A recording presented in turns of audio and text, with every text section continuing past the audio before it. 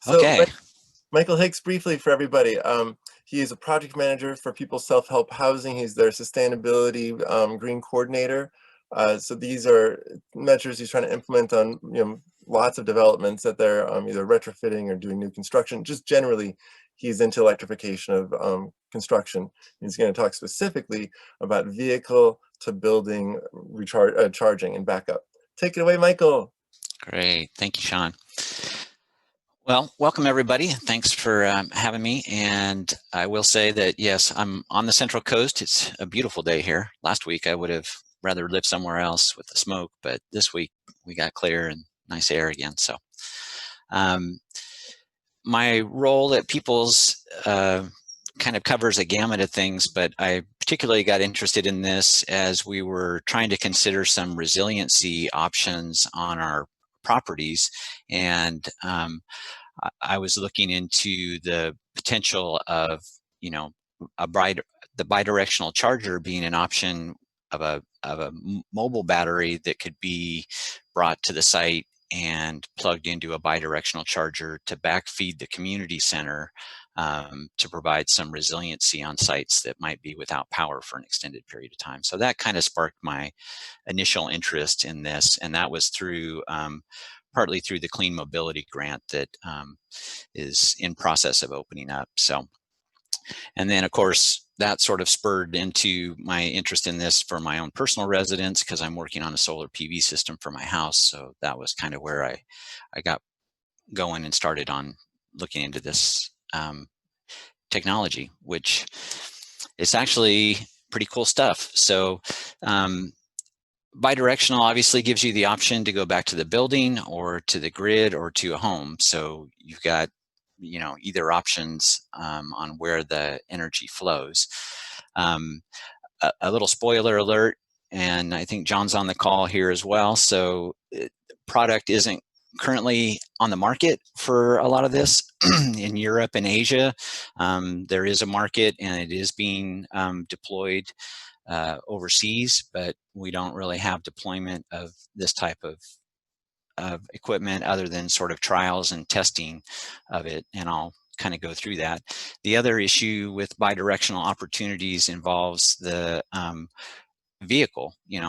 Electric vehicles have a battery in them, but is the manufacturer going to be okay with the additional use of that battery being drawn on and charged and drawn on again? So that's a work in progress as well. So vehicle manufacturer wise, initially on board was has been Nissan and Mitsubishi. Nissan's claim is that they really only want you to use 10 kWh of the battery capacity to feed a building. So they're doing some demos. They've done it in Asia, and they've been doing some demos down in San Diego and back east. The CHAdeMO standard for the connection of EVs has the communication capability to communicate back and forth to allow the power to flow back and forth.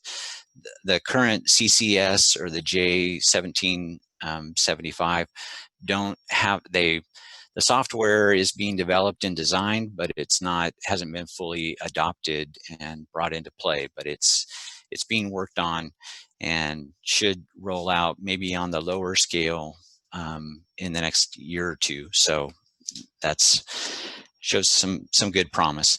Tesla earlier this year kind of came up and said, well, they didn't really say anything, but there's a lot of rumors about Tesla working on their own bidirectional charging application that would be sort of proprietary to what they're doing. When they come out with it is anybody's guess right now. So Nissan has done several studies of it. Mitsubishi over in Japan was also working on this Denon house with their, it's not an EV, it's their hybrid car, but it still allowed them to draw off of that particular battery in a program that they're doing over in Japan. As far as the manufacturers of this equipment, Nuvi is a company out of San Diego. Globally, a lot of these companies are really mostly globally. They're either in Europe or in Asia, with some movement here into the States or opening offices over here. They're the ones that are testing the Nissan units, and they also have a larger, not for home, but more of an industrial scale bi-directional charger for buses. And electric buses have a, very large battery capacity that they want to tie to the grid and help stabilize grid during peak times and high demand. So they've their particular product is still not launched yet or not out on the market. They're hoping sometime next year to be able to bring this to market. Delta is another company back east. I just started looking into their product, but I don't have too much information on it. They're trying to come out with an interesting product too that can combine direct DC charging to the car. So it would take the solar and take it directly DC to the car, and then the AC side of it would flow back through the charger into the home. So again, I'm not quite sure on when their launch is. There's a lot of or projections that are kind of get extended beyond when it really happens, but they're in process as well. Another manufacturer that's working on it is Wallbox. They are looking to come out with their product next year, probably in the first or second quarter. They have a couple of different products. They're Pulsar Plus and the Quasar. They also have a Commander 2 that's supposed to come out next year. Again, just some different features, but again, the bi-directional opportunity there. I think in my recent research on it, I found that there's only one company that's currently had theirs go through the UL listing process. Fermata is a company that has a bi-directional charger out, but it's only on a commercial scale right now. So a lot of these products are currently in development and UL listing process. So that's been part of the holdup on the delay of the production. But you got to have both sides of it to be able to work too, the equipment and the vehicle on side. So the vehicle and the product are still coming to market. And lastly, Decibel, who John mentioned in the comments section, Asiaco is a company over in Europe and also in Canada. They're coming out with what I think is a pretty cool product, and one that I'm trying to get put into my solar PV system at home. It allows for, again, the solar production to go straight directly to your vehicle. When the DC charging is direct like that, it's at a mile a minute rate. So it's like a fast charge rate with the home charger. And then you also get the bi-directional capacity to feed it back into your house. They also have a branch of it. They kind of center this as the hub, and it orchestrates the flow of electricity to either a stationary battery, to the house, or to the EV. So, and it's also supposed to be demand response ready to the grid. So it kind of orchestrates that whole process of it. So it's a pretty cool product. Again, they're hoping to come to market next year, and we'll see what all this does. I think lastly, I just wanted to share, here's some references on their websites to get access to additional information. There's some other manufacturers out there. They're just kind of creeping in to the game, but I think it holds a lot of promise for resiliency and sustainability, and ultimately independence and thrivability. So I'm super cool and excited and happy that this technology is coming to the market. So get ready. It's going to be fun. Woo! Thank you, Michael. Oh no, don't take that down. That's Oh, that summary slide there is so cool. Like just to see that you have 4 companies there total that, and just for summarizing, Nuve, and Delta, Wallbox, and Asiaco, which of these 4 is most likely coming out the door first in terms of getting to buy? probably Wallbox or Asiacos. I think Wallbox is probably the one to follow closely. Asiaco, since theirs is a little more complicated because of the orchestrating of it, they're still in for UL listing, which they hope to have before the end of the year, maybe even as soon as next month. But I think that's their Wallbox is probably the soonest.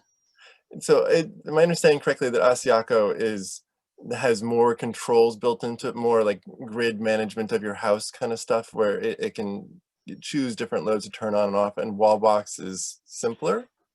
Right. Wallbox is just for charging your vehicle and bringing the power back into your house. Now there's a few other nuances in its web app and things like that, but it doesn't have the direct DC charging capacity or a stationary battery connection or some of those things that Asiaco has. And it's not a solar inverter either.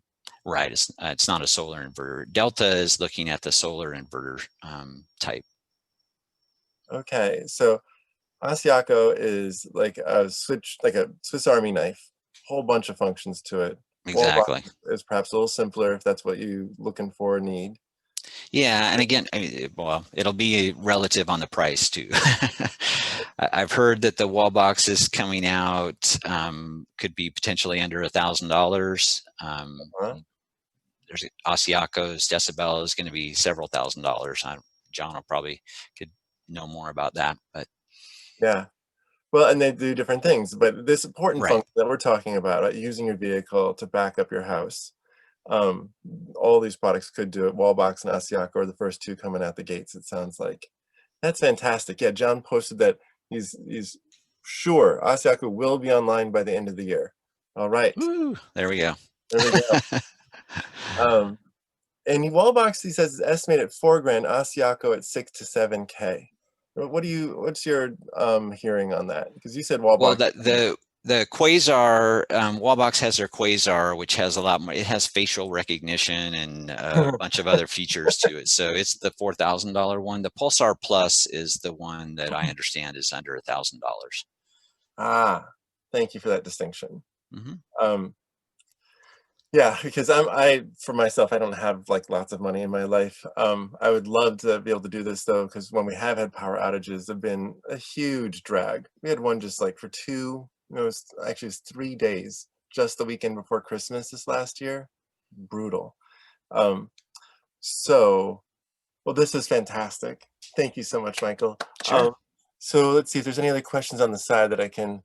Tom Cabot likes the Asiaco because it can do that direct DC charging and it saves power, you say? Yeah, that's super cool. That mile a minute is giving you 60 miles of charge in an hour. I mean, that's Uh-huh. 2.5 times level 2 charging.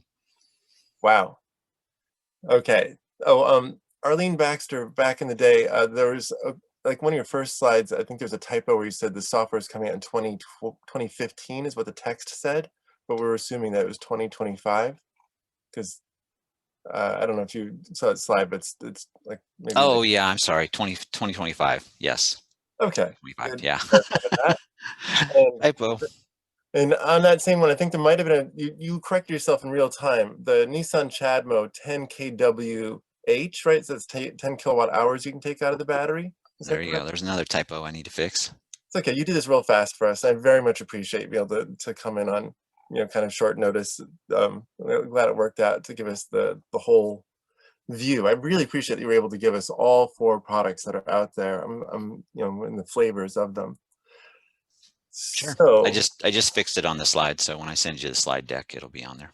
thank you. Yeah, we'll try to overplay these slides over your audio. So Oh.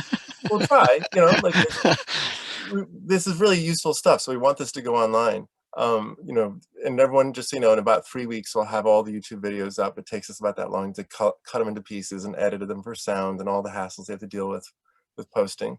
And yeah, Arlene Baxter is here, it looks like, or was here. Okay, thank you so much, Michael. Yay, Sure. great job. Terrific.